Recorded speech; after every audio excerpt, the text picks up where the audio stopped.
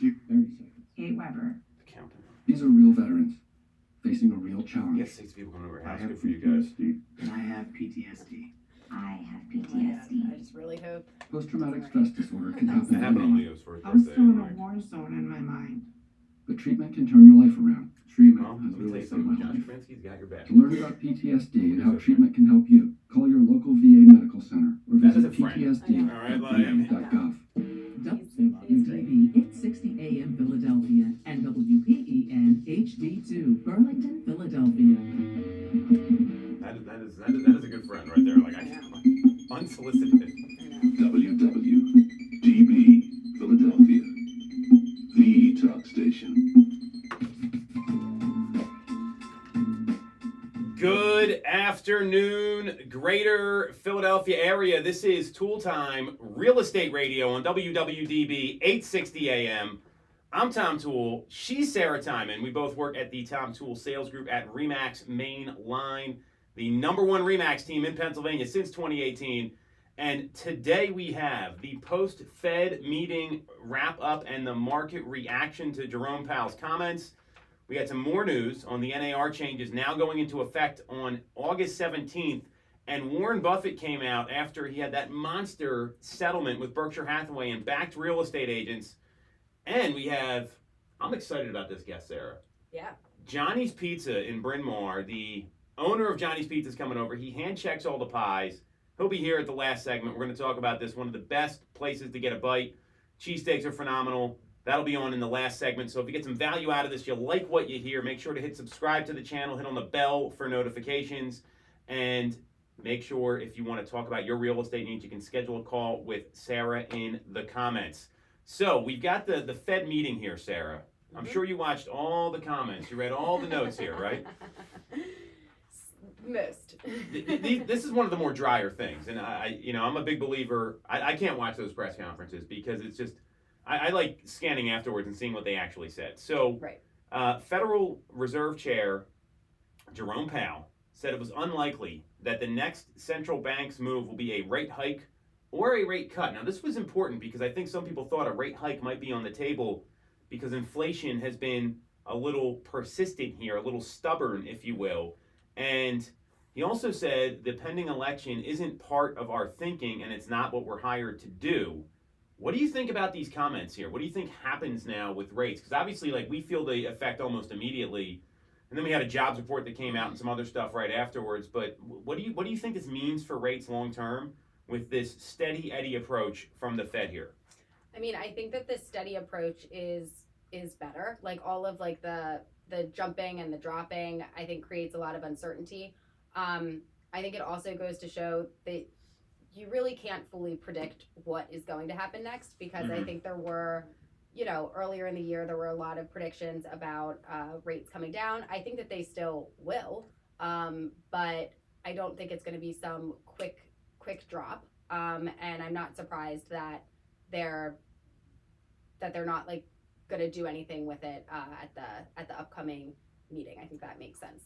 Well, and what's happened here is like inflation has not gone down like they thought, and we're seeing that the market actually reacted favorably once we got the jobs report because unemployment came in 0.1% higher than projected, which is not good news. But the Fed looks at it as good news. But I mean, it's still 3.9%. It's very low, and what happened was interesting because the mortgage rates kind of rallied and they came in just below 7% locally for the ideal scenario at the end of last week, and I think that's good news for buyers in some ways, that like you're getting a little bit of relief there, but it's not much. What were you seeing this weekend out in the field? I know you were very busy.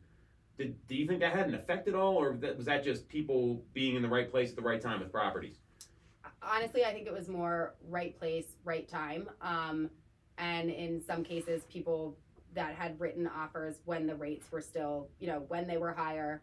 Obviously, it's exciting if they're a little bit lower, but motivation, I think, is always kind of key here. I do agree that like the slight drop is a great scenario because you feel great about seeing it come down, but it's not like it was so significant that change forced a bunch of buyers back into the market.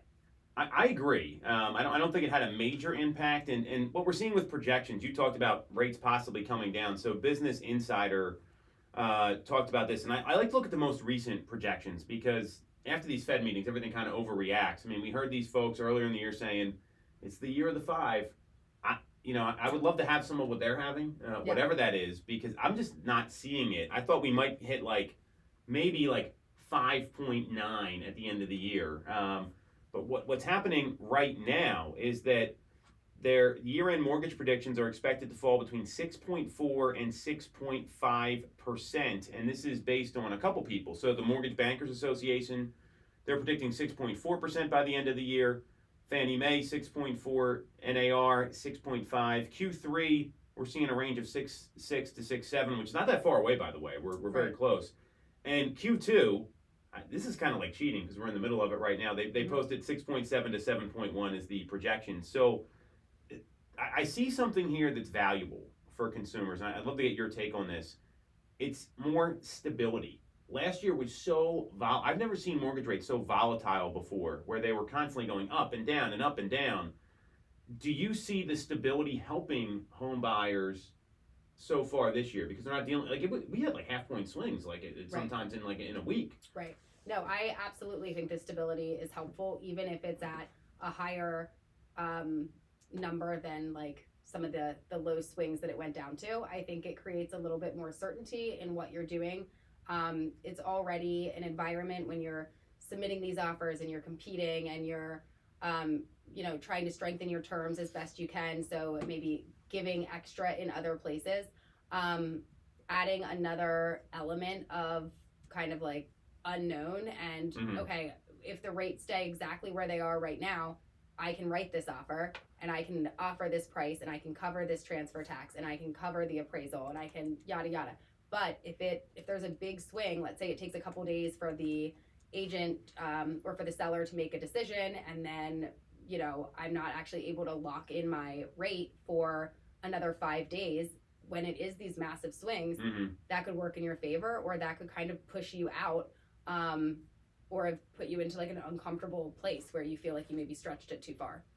Well, and it gives stability, right? Because no, buyers always go to their max. It never goes any other way. Right. You've bought a home recently. I've bought a home the past couple years, and you don't want to have to move again. That's right. And I think that's actually good advice for agents. Is if you can stretch a little bit to get a home you can stay in a few years longer. That's a way better move than buying something knowing you're gonna have to move again, because you got transaction costs and you have the hassle of moving, which is not something that's fun to go through. So when you see these predictions, I think it's going to be later in the second half of the year, and you see what the Fed's thinking about doing, and whether the Fed has the election in mind or not, consumers do, the market does, and you're not going to see any policy stuff that comes out.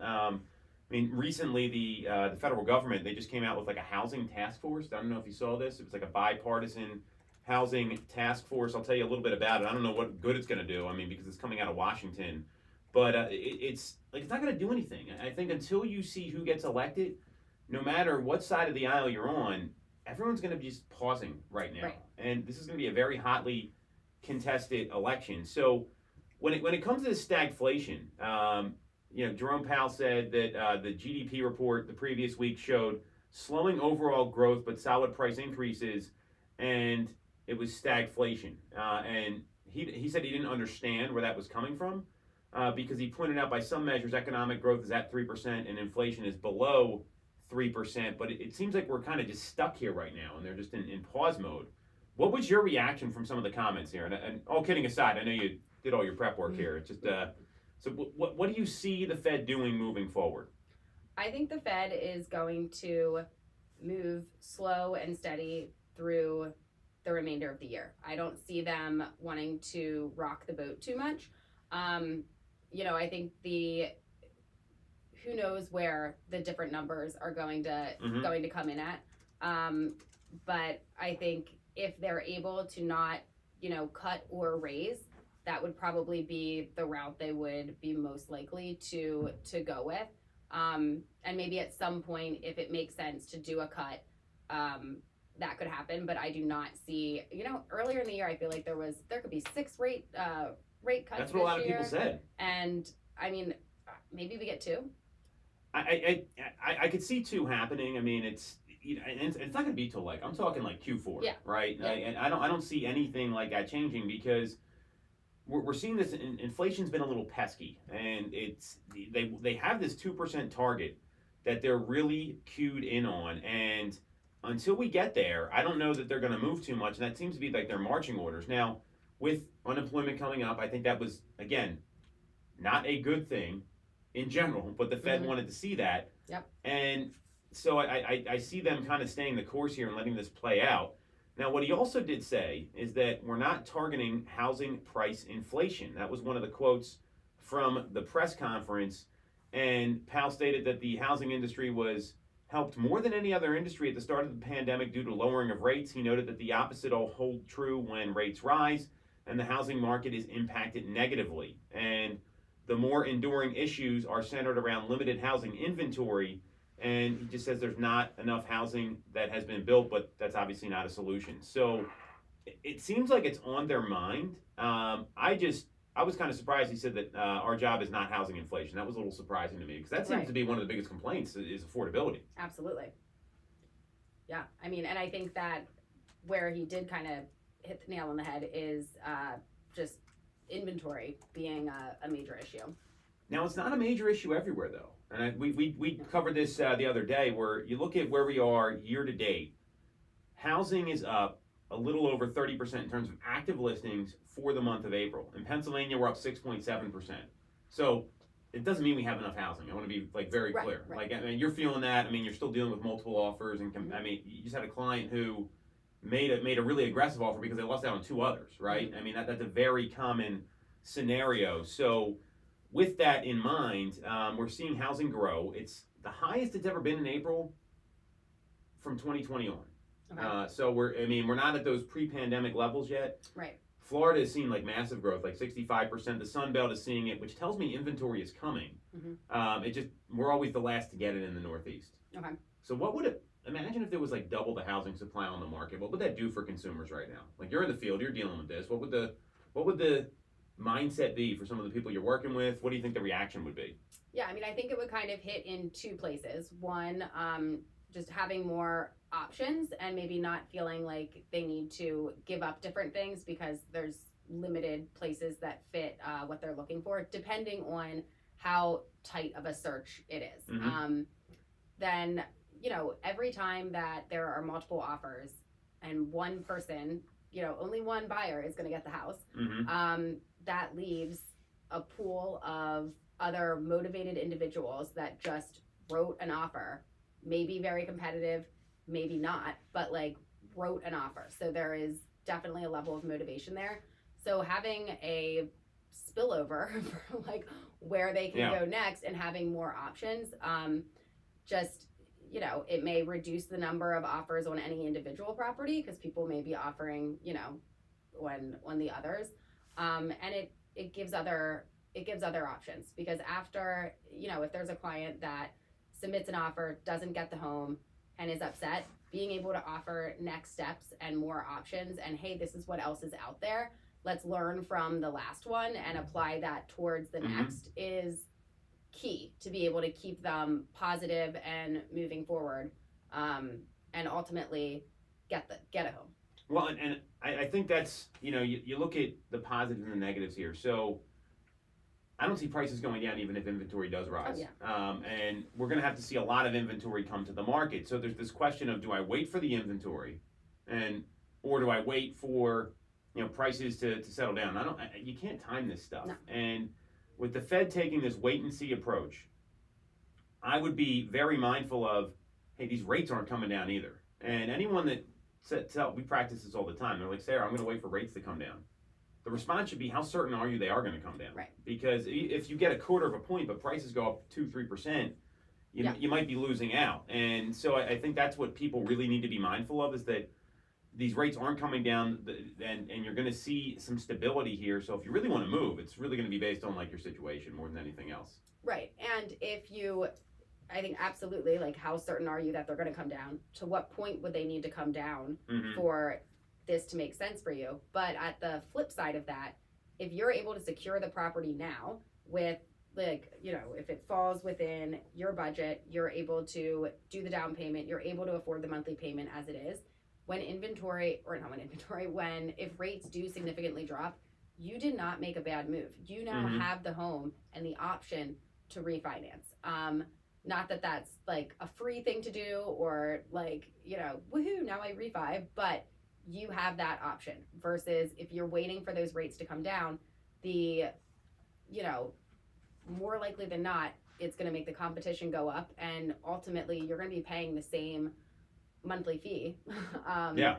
because you had to pay more to secure the home. Well, and then there's also opportunities, right? Because what happens is when you're in these competitive situations, then you have to start waiving terms, and that gets not all the time. You don't always have to, but some people do that to get the house. That's an option that's out there, and you don't get to really like investigate the place, and you don't maybe you have to do things you're not comfortable with. So there is value to be buying when there's not a lot of people buying, and I think this bump in inventory we're seeing now, it's an opportunity for some folks. I mean, you had a client secure a home after losing out on two. That's a win. She got the house. You're making offers on places that have been on the market a little bit. Like they got some challenges with them. So there's all good stuff there. Here's another comment from Jerome Powell. So this was a question from Nancy Marshall Genser from Marketplace. She wanted to ask a little bit more about housing. I'm wondering how closely are you watching rent and housing prices as you evaluate whether and when to cut rates? And it seems like housing prices are not coming down as quickly as you expected. I'll give you the response, then you can react here, Sarah. So here's what Jerome Powell said. When we think about our statutory goals are maximum employment and price stability, and that's what we're targeting. We're not targeting housing price inflation, the cost of housing, or any of those things. Those are very important things for people's lives, but they're not, they're not the things we're targeting. We are also well aware that when we cut rates at the beginning for the pandemic, the housing industry was helped more than any other industry. When we raise rates, housing industry can be hurt. On top of that, we have longer run problems with the availability of housing. We have a build-up set of cities, and people are moving further and further out, so there hasn't been enough housing built. And these are not things that we have any tools to address. But when it comes into play very specifically in our work is inflation, which is a combination, it's rental inflation. You take the owner's equivalent rent, blah, blah. I'm not going to get into all the things here, but basically what they said was there's a difference between like market rate rent and actual rent, because people, when they have a tenant in there, they kind of like let the tenant renew at the current rate instead of raising the rate. So the inflation on that is a bit lagged, and it's a problem. So then she followed up and said, what is your response to the letter that was sent to you by the members of Congress asking Fed to lower rates to make housing more affordable? My response is what I started with, which is that our job, the job Congress has given us, is price stability and maximum employment. Basically, no. What do you think about this? I mean, this sounds to me like someone that they're not doing anything about housing. This isn't even on their radar right now. It seems like they're focused on like their other data they're looking at.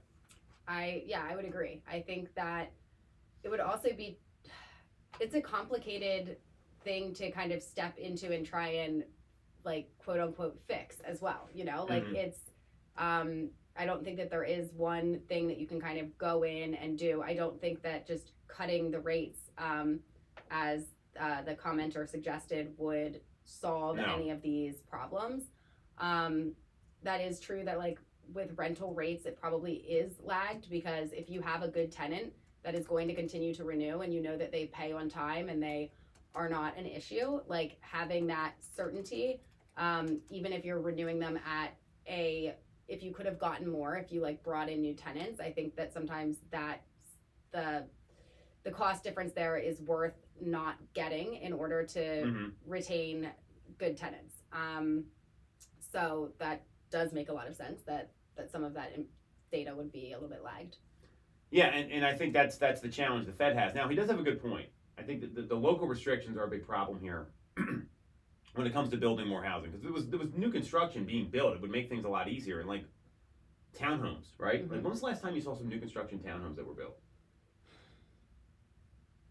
It's been a while. And if they are, they're usually very far west, right? Like they're either west or north or somewhere in these more rural locations. Than than places like right outside the city where we're sitting right now. So or some of them that I had that did come up were 55 plus or different things that aren't going to work for everybody. Yeah, and I think that you're starting to see some policymakers talk about this. So Governor Josh Shapiro, he wanted to spend $80 million to attack Pennsylvania's housing crisis. So, in his budget proposal, he's putting it towards funding public legal defense against evictions and anti-homelessness, and restarting a popular home repair grant. There's also pending legislation. This is the important stuff here for what we're talking about, that would preempt local zoning policies to spur housing construction. And they're not a sure thing, but they're making an effort because some people are saying Pennsylvania's 100,000 homes short. Okay. Imagine it was 100,000 homes that came to them. Well, we get a lot of them here in the Philadelphia area, so even 50,000 would be tremendous. And it looks like they're pushing some of the local municipalities and townships and cities to loosen up their zoning code, because especially like out where we are in Chester County or parts of, there's these open space acts, like they're very limited what you can do. So you have the bipartisan housing committee that was also formed. So if you see more of that coming out of our legislature, I think that could actually solve a problem, but it's not going to be overnight. This is going to take a while. Right, and then I mean, it's hard too because like you do want to have open spaces as well. You don't want I agree, everything yeah. to be fair ground for building. What do they mean? What was the eviction part that he was talking about there?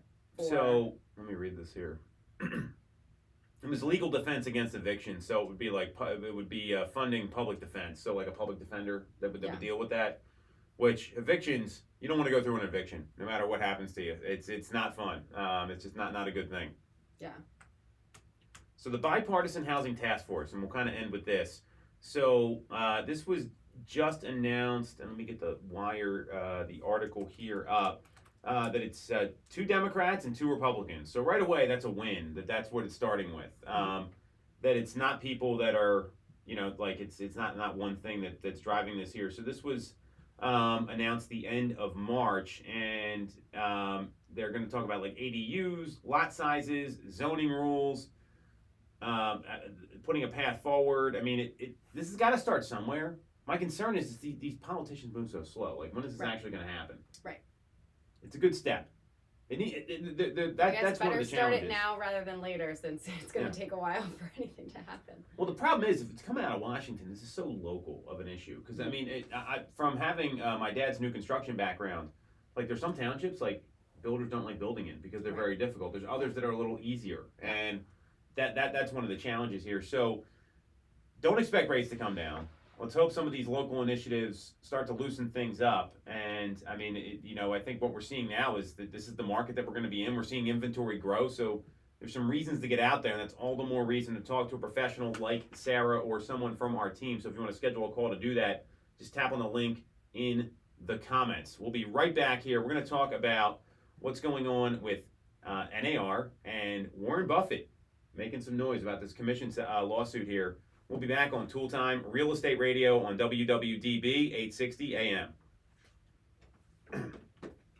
Great rates on your money? Look no further than Mortgage America. We've been operating in the greater Philadelphia area for 40 years with a focus on smooth, easy access to home purchasing. Whether you're a first-time buyer, upsizing or downsizing, or just refinancing, we have programs for you. We also have closing cost assistance programs and access to subsidized interest rates. Pre-approval is free, no cost. I'll just read like and we can talk about the touring Visit agreement. our website at mymortgageamerica.com I did read or give us a call at 610-439-8000.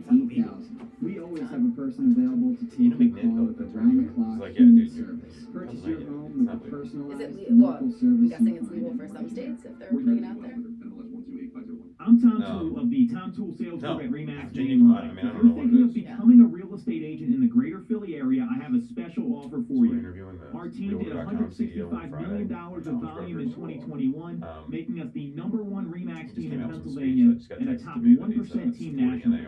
Our agents love us because we offer them a successful career, a great life, and an unbeatable culture. Yeah. Agents who've been with us for at least a year average 30+ sales. Even our brand new agents average 17 to 24 sales a year. We offer proven systems and expert training. We help you set more appointments and sell more houses. Now here's the offer. If you don't have a real estate license yet, we offer real estate scholarships so you can get one for free. Check it out at program.com or visit the Tom Toole Sales Group at RE/MAX Main Line at tomtoole.com. That's Tom Toole with an E.com. Get more out of your real estate career, and remember the real estate golden rule. You always get more when you work with Tom Toole. When you're getting a mortgage, you shouldn't have to sacrifice great service just to get a great rate. At Mortgage America, we've been lending with this philosophy for over 35 years. We have access to great low rates without the complications and delays of big or online banks. We're a local Pennsylvania lender with loan officers that you can actually 30 seconds. Bay's #1 lender. We specialize in all residential mortgage programs, including first-time buyer programs and low down payment options. For your free pre-approval, call us at 610-439-8000 or apply online at mymortgageamerica.com. Have you considered a career in real estate? Do you want control over your income? 10 So seconds. somebody Since you're should not, drive call us around today at 610-692-6976 or visit TomToole.com. Join our team, the Tom Stand by. Remax My Main car is Line. such a mess. I'm like mortified. Welcome back to Toole Time Real Estate Radio on WWDB 860 AM. I'm Tom Toole, she's Sarah Timon, and we both work at the Tom Toole Sales Group at Remax Mainline, the #1 Remax team in Pennsylvania since 2018. We've got the new Zillow touring agreement, NAR changes starting 8/17, Warren Buffett backing real estate agents, and the owner of Johnny's Pizza in Bryn Mawr is scheduled to come in for our final segment. Must go to spot if you're looking for pizza or cheesesteaks, especially if you're on the main line. It's right on Lancaster Avenue. And if you get some value out of this, you like what you hear, make sure to hit subscribe on the channel, click on the bell for notifications. And if you want to schedule a call with our team about your real estate needs, do so with the link in the comments. So a lot of settlement news this week, Sarah. So first and foremost, they finally got the official date. All the changes are going into place. It's 8/17. I like a little extra time. Gives us some time to test all this stuff. That was just a guess. They were estimating it. For One July. good thing, it's one good thing NAR did is they estimated earlier than what actually that might have happened. The court approved everything, so that's not huge news. I think it's just the date you need to be aware of. In response to this, and we'll get to Warren Buffett here in a second, Zillow launched a touring agreement, and this shocked people a little bit. How did you find out about this touring agreement? From the article. Okay, so our Zillow rep also told us she found out from the article. So it's funny how corporate America works. And as a partner, I found out from the article. I mean, we're all partners with Zillow. So the touring agreement, it's a one-page agreement. It lasts for 7 days. There's no compensation involved, obviously, because we don't get paid to show houses. Right. Can you imagine if you got paid to show houses, Sarah? The point is, though, it's solely, I think it's to take some of the friction away from, you got to sign something to go look at this house. Right. And the NAR settlement says you need an agreement, not a buyer agency agreement, but other states are going to have other things to say. From our legal counsel, Pennsylvania does require a buyer agency agreement with this, and you're probably not going to get any guidance from them. It's a legal opinion, that's not mine. From an actual attorney. I just like to preface that so they don't think I'm giving legal advice here. Right. The big thing with this touring agreement, and this is going to get sent to people, what I like about it for agents is that Section 2 says, buyer represents the buyer has not signed an exclusive buyer brokerage agreement for the location currently in force with another broker. Right. As someone that has worked with Zillow, closed Zillow leads, positive or negative, is that a benefit for you? Tell me about that specifically, Sarah. Yeah, I mean, I think absolutely. Now, could an individual just sign this when they've actually signed it with other agents as well that overlap? Always possible, because people do that with buyer agency contracts. They do, yes. And either don't realize what they did or don't care. So, yes. But I think it does lay down from step one for, although this is not like a buyer agency agreement, like for the next 7 days, you will be working with me. And, obviously if it gets to, we're going to submit an offer, at that point, I'm assuming an actual buyer agency needs to be signed, not just a touring agreement. But it kind of sets the stage from step one with, you don't work with multiple people. I hope you work with me, but if you choose to go, I should be aware of it, and it should be you shouldn't be juggling multiple agents at once. So I do like that. One thing, not specifically related to this, I know there are many clients out there that do talk to different agents, which that is okay. Having, it's good to have a little bit of competition. It makes you continue to provide the best service. But if you do have people where they wouldn't overlap a property with agents, but I've had cases where it's like whichever agent sends me the property is who I would, Yes. work with and go see it. And if I like it, I would put in an offer. So I guess in those cases, like, so this would not work for them. It would, I guess, just have to be every time like a buyer, like a property specific buyer agency. Yeah, and I think that's going to be an option for people. Yeah. And my view is that, and again, this is from our legal team. When you're dealing with this in Pennsylvania, you're going to have some options. Mm-hmm. You can sign a timed contract. You can sign a specific "I'm only for homes I show you and bring you through" contract. Mm-hmm. Or you can sign a property specific contract for one or two homes. And I think that's probably going to be the better move here for a lot of people.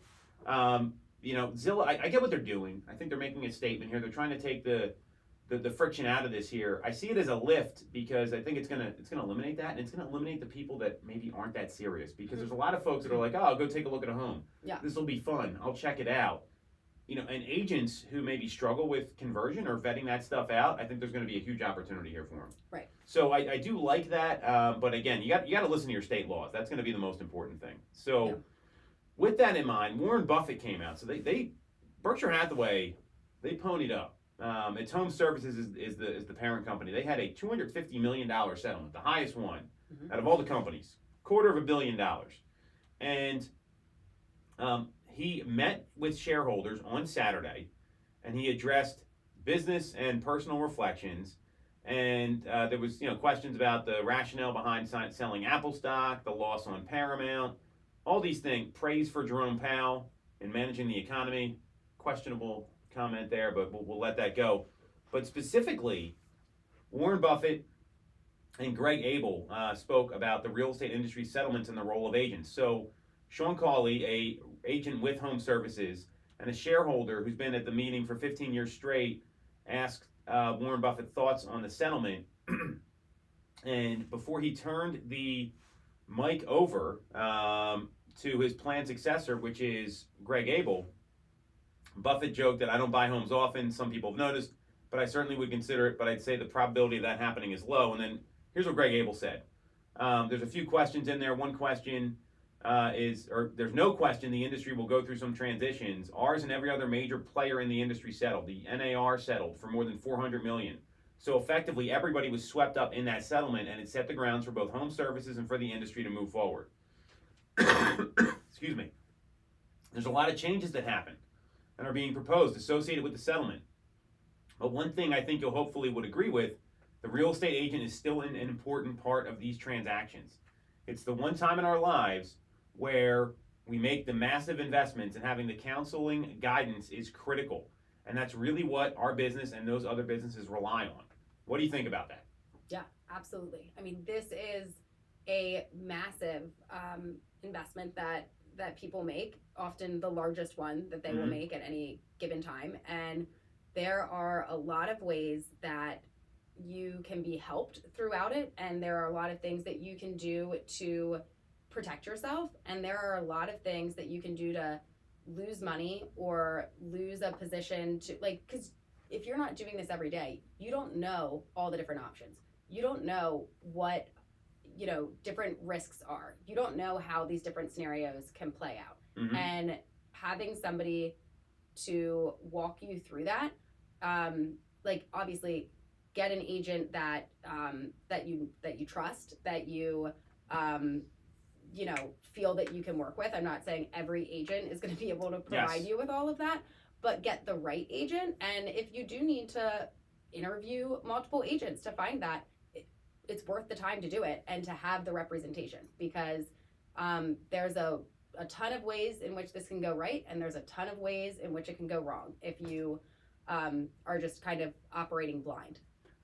Well said. And I think we've even seen that where people have these bad experiences with other people. So they went on and talked more, and I think the importance here is that the willingness to go ahead and back a $250 million settlement shows you that this is not some empty statement from Greg Abel. They're saying, hey, we think agents are critical. They put their money where their mouth is and kept the company going, because he easily could have said, you know what, let's close down the company. They got a $900 billion market cap. I mean, This is not Not quite 900, a little under 900. Point is, it's a lot of billions.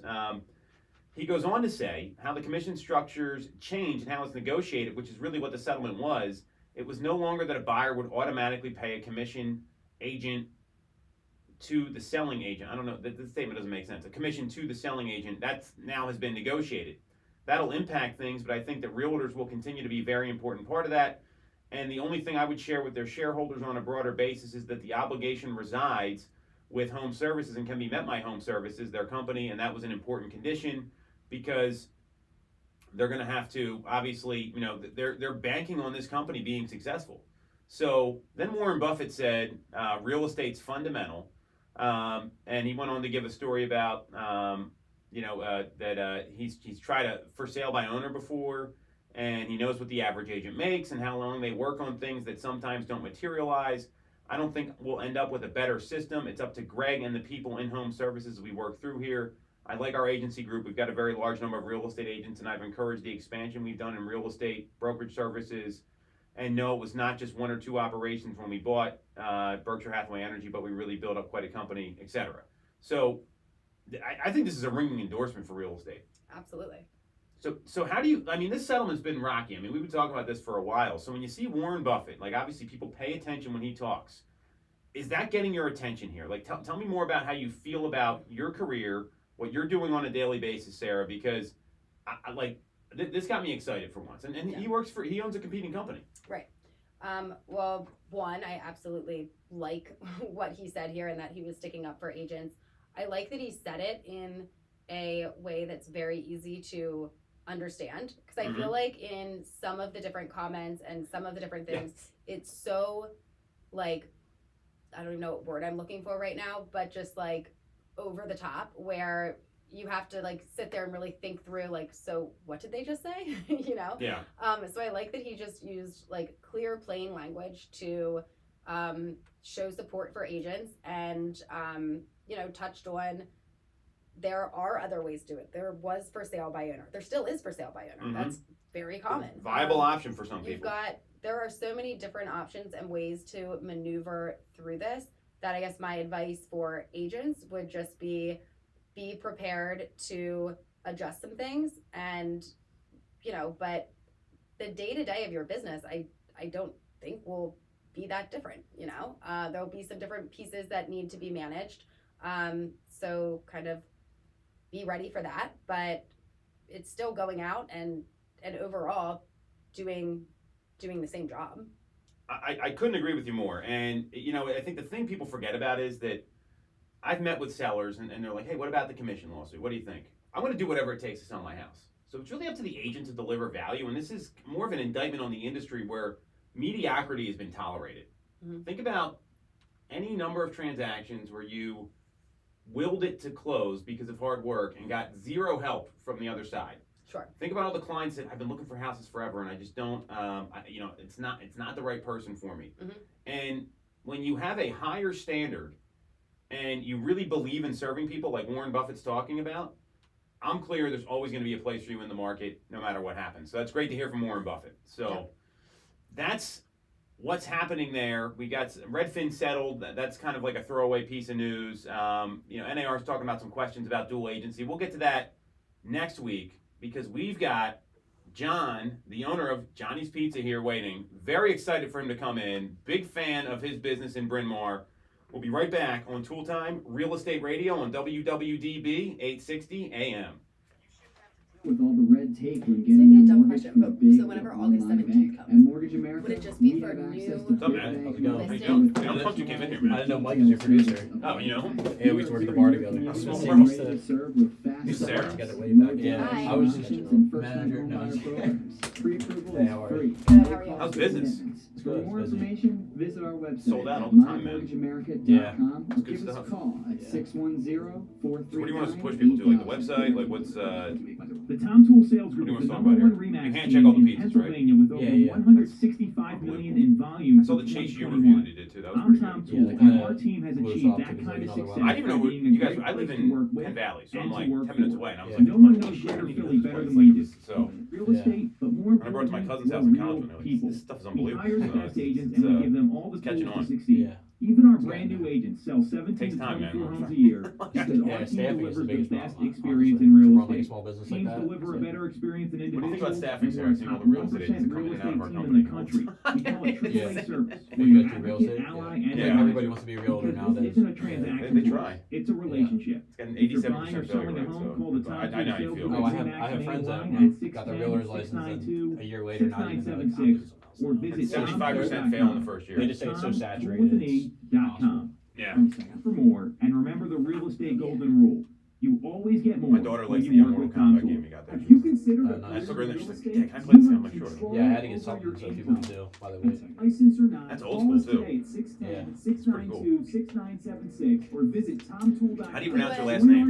large- Segley? Sales through Alright. Remax main line. We went like a couple weeks ago. All right. Welcome back to Toole Time Real Estate Radio on WWDB 860 AM. I'm Tom Toole. She's Sarah Timon. But most importantly, we got John Biseglia here, the owner of Johnny's Pizza in Bryn Mawr. You can check out his website. It's johnnyspizzabrynmawr.com. They're at Johnny's Pizza Bryn Mawr on Instagram. This might be my favorite pizza place in the suburbs, and I've lived in the greater Philadelphia for a very long time. Chase Yu, who's like an Instagram influencer, blew up apparently the site here. But John, just wanted to thank you for coming on first and foremost. Tell us a little bit about the business, how you got started. Because I mean, this is it's one of those things where we're in the age of like pizza reviews and all this stuff. So fill us in. Why should people stop by? Just stop by. We got good food. It's a good time. I mean, other than that, it's just good food, good time, and yeah. How did you get started in this? Because I think a lot of people like they have these visions of owning their own restaurant or a pizza shop or something like that, and obviously what you're doing is getting a lot of attention. How did the business start? Like tell us a little bit about that. So I worked up in New York and Brooklyn for pizza, and I came back home, but I was actually working at a bar in the city for like a year and a half.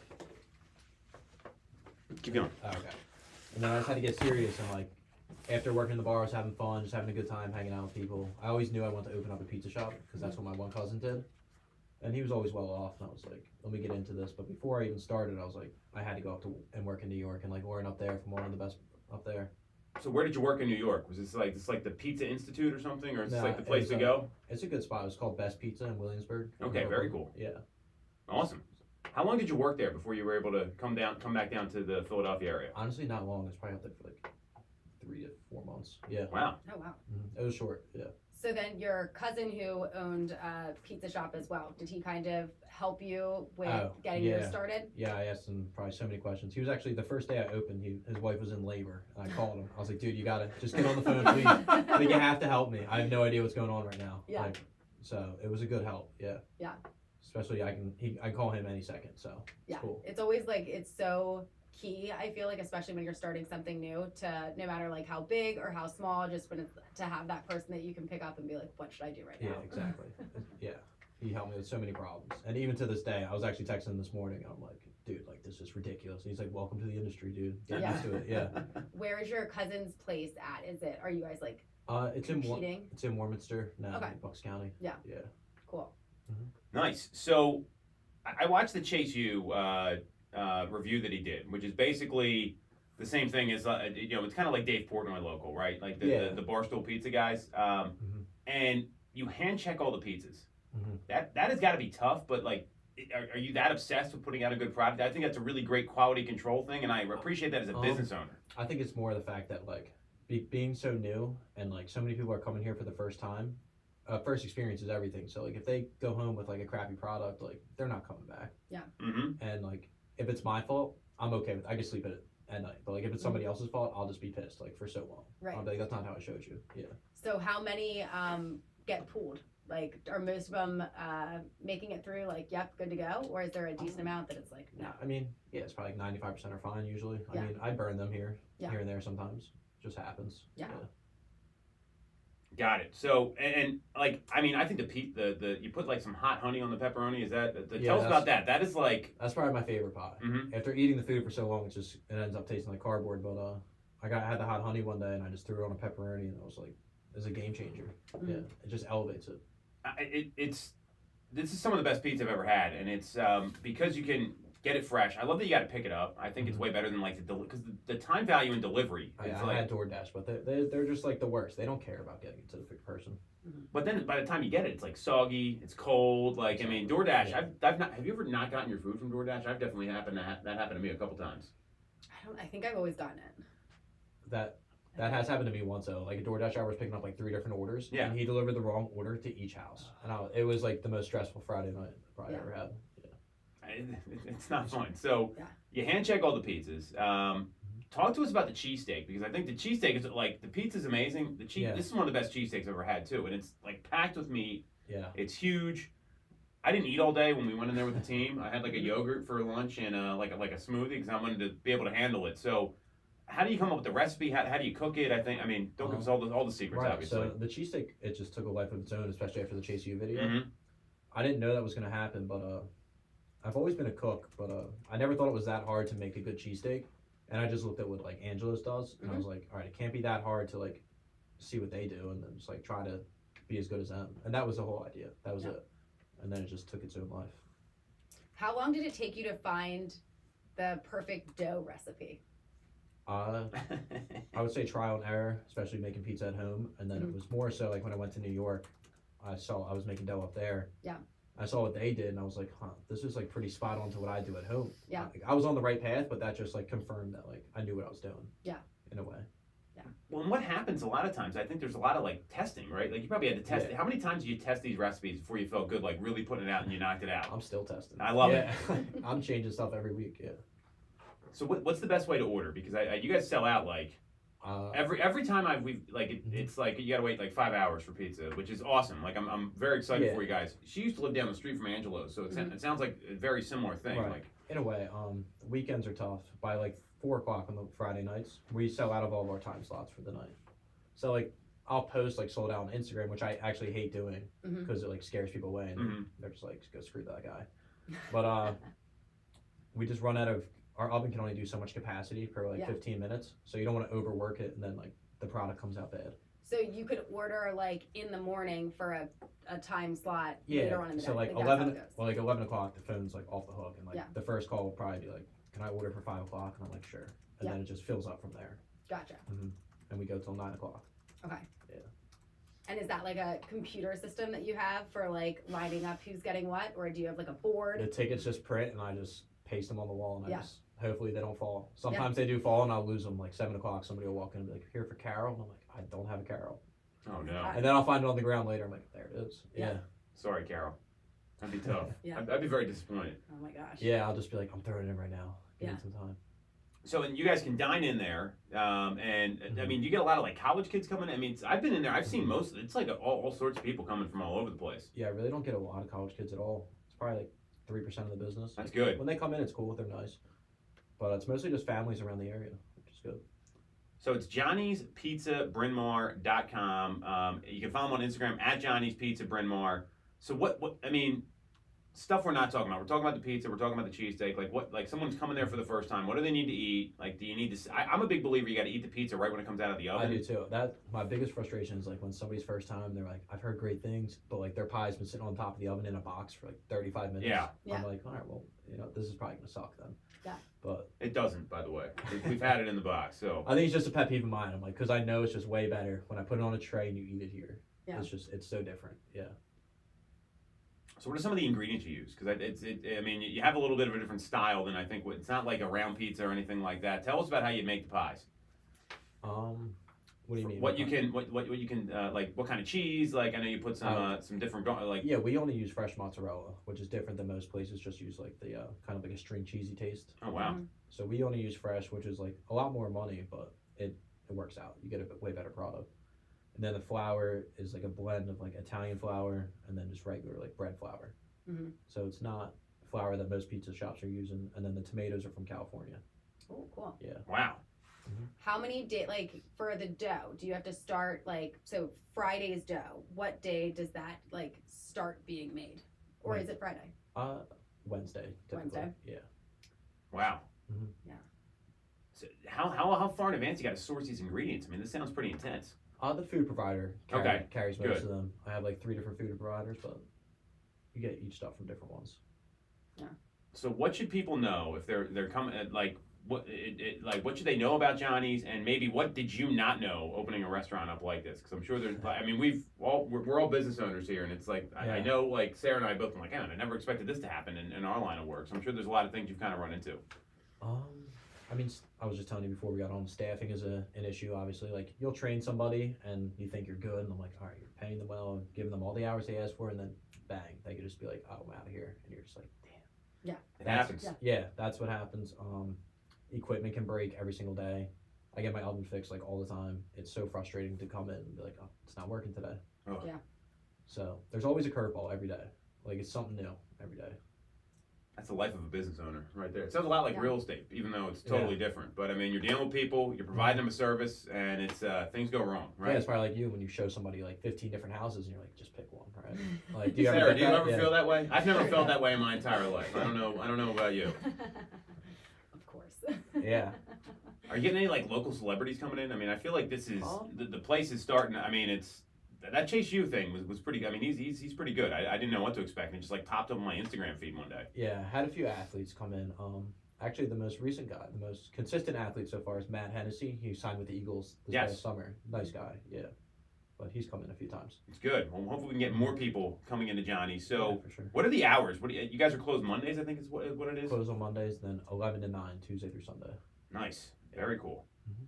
So you have this journey of like going up to Brooklyn, learning all this. Like, what are some of the things you think you're going to start testing next? Like, I mean, do you have any like ideas of like, are you planning on expanding it all? Like, tell me a little bit more about what the future looks like, because my personal plan. Yeah. Yeah. I've always wanted to do. I always said to myself like 3 pizza shops, and then either after this was either like coffee and bagels, or like a fancier spot with like wine and like wood fired pizza and like homemade pastas. Just because a lot of chefs, like, you know what I mean? Like, it's a competitive thing. Yeah. I want to prove to these people that, like, no, I can do what you're doing, too. Like, Yeah. I can do more than just pizza. Yeah. Do you like the show The Bear? I've never seen it, actually. Yeah. I don't watch TV. I have no time. I fall asleep as soon as I get home. That's valid. Yeah. Restaurant hours are tough. I mean, just because you close at 9, that doesn't mean you're going home at 9, right? Like, I mean. No, I don't usually get home until like 10:30. That's brutal. Yeah. It's tough. So, I mean, and I think, like, the stuff you're talking about, I mean, where you're located, I think the main line is, like, this area where there could be a lot better restaurants there for the people that live around there. Yeah. I mean, I don't know how you feel about this, because Sarah lives in Wayne, I'm in Penn Valley, and it's like, I'm excited to see stuff like this start opening up here, because this wasn't here 10 years ago. There wasn't a lot of places like that. You had, like, Ryan's up the street, like, I mean, so I think there's a huge need for that if you're able to open those additional spots up along the main line. Yeah, I'm not even familiar with the main line until I got out here. I'm from Bucks County, so like I just came across a pizza shop that was for sale. Like, the tenants were just getting out, and I was like, all right, I'll take it over. Why not? And I was just gonna ask you how the process went for picking the location. So it was kind of like how people look at houses. Like, I was just sick and tired of looking at all these like rundown restaurants and pizza shops, and I was like, I just got to pick one. Like, I don't care. Yeah. And then I just picked that one. I was like, all right. Everybody talks about the main line. I'm like, can't be that bad. Then just did it. Yeah. Yeah. That's too funny. So you're leasing? Mm-hmm. Nice. Did you have to enter it? Was that like a complicated process for entering into, or was everything pretty straightforward? I guess with it was pretty quick because it was like really run down and like nobody wanted to take it over. Yeah. And I at first I was like, oh, I'm the sucker that got this, right? Like, they finally let somebody in here. Yeah. So I think the location's smart because there's parking is close, right? And that's a big problem on Lancaster Ave. But usually when I've been there, it's like you can park over in that lot over by. There's a few lots. Like there's enough there that it's not. But you also get Lancaster Avenue frontage, which is usually the problem with like businesses. You'll see like real estate offices open along. It's horrible because there's no parking. But with you guys, I think it's actually a pretty smart location. Yeah, it works. It's not bad. Seems like it's doing well. So how many pies do you make in a night? What's the number? So Fridays, Saturdays, probably like right around borderline like 200 like for the day, and then the weekdays are probably like around 100, like 80 to 100. So that's incredible. How many pizzas does the oven fit in at a time? About 5. Okay. So you can't do a lot at once. Right. That's the main problem. I actually had an oven guy. He was measuring it out today. Getting a new oven, hopefully in 4 weeks. So I'm hanging on the dear life with like the broken oven I have. Right. But we'll get through. That's tough. I mean, well, and you're in an old building too, so it's like it's a game of inches. Like, what's the biggest one I can fit in there? And yeah, literally. He was like, I don't know what we can get in here, man. He's like, without taking down this counter and like blowing the door open. I was like, well, we're just gonna have to get something in here. Yeah. Make it work, pal. Yeah. Let's go. So on the menu they got, and you got a lot of special pizzas. I haven't tried this stuff. You got a white square pizza. My daughter liked that one. Buffalo chicken pizza.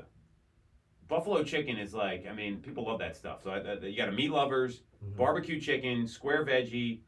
Do you sell more of the square or the round pies? Because you got a couple round pies here as well. Like 60-40 squares. Okay, got it.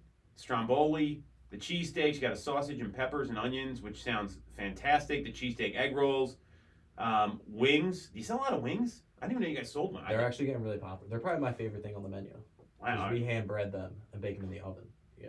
Baked wings are so much better than when they deep fry them. That is very true. I think I know what we're getting this weekend for dinner here. This is good. Pizza fries, mozzarella sticks. Looks like a classic kind of menu here. And I mean, obviously, you got even a couple salads for the people that are staying healthy.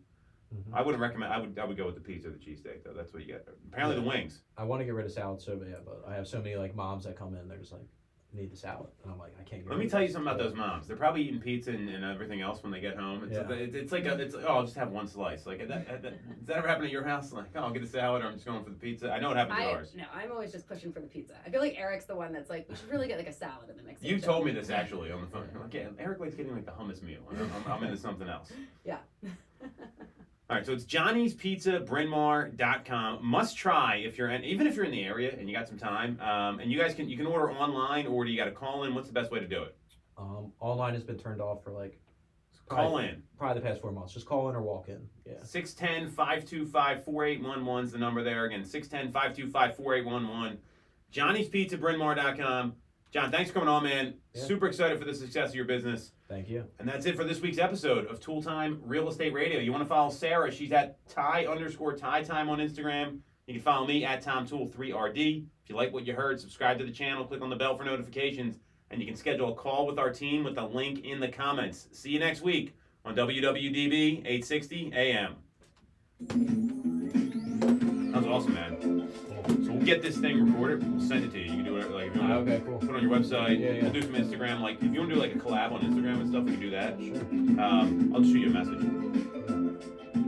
I'm definitely coming by for those wings. That sounds fantastic. Yeah, not bad. I like boneless wings, especially if you have like people over, so you're not getting all the shit all over your face. Yeah, me too actually. I'm a messy eater. It's a little more couth way.